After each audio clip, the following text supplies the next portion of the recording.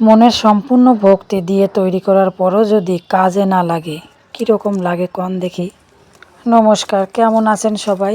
আশা করছি সবাই অনেক অনেক ভালো আছেন। আর আমি সীমা দাস, আপনাদের দিদি, আছি ভালোই। তো রান্নাঘরের কি অবস্থা দেখছেন?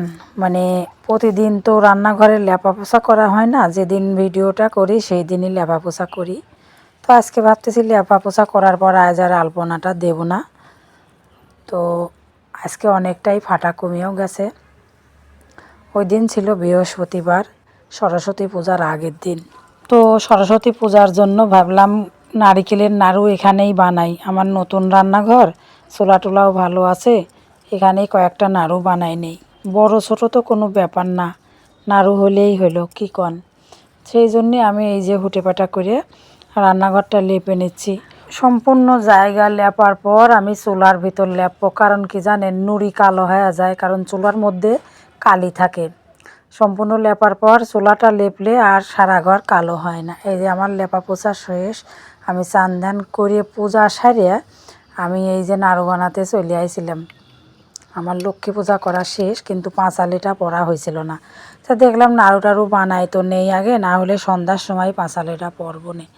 তো পরে আমি এই যে নাড়ু তুলে দিলাম। তা আমি দুধ দিয়ে চিনি দিয়ে নাড়ু বানাবো। একটু গুড় দিয়ে বানালে ভালো হতো আর কি, তারপরেও মনে করলাম একটু দুধ দিয়েই বানাই। অনেকটাই সময় লাগছিল, একটু নাড়ুটা মানে নারকেলটা কড়াই ভরিয়ে দিয়েছিলাম, তো যার জন্য একটু সময় লাগছিল। এর আগে আমি আমার ছোট্ট রান্নাঘরে নারকেলের নাড়ু বানাইছিলাম, খুবই তাড়াতাড়ি হয়ে গেছিলো।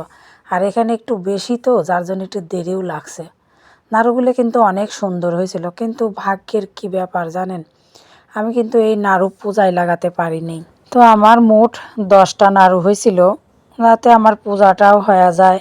আর নাড়ুগুলো বানাইছিলাম একেবারে ছোটও না একেবারে বড়ও না, তো পূজা যাতে হয় সেইভাবেই আমি বানাইছিলাম। আমার নাড়ু বানানো বিকাল 5টার দিকে শেষ হয়ে যায়, যদিও অনেকটাই টাইম লাগছিল। পরে 6:30টার দিক খবর আসে আমার দেবরের বউয়ের বাচ্চা হয়েছে। তো কি আর করা, আমার এই পূজা আর হলো না। এই পর্যন্তই। ভিডিওটা কেমন লাগছে সবাই কয়া যাবেন কমেন্টে। তো সবাই ভালো থাকবেন, সুস্থ থাকবেন, টাটা।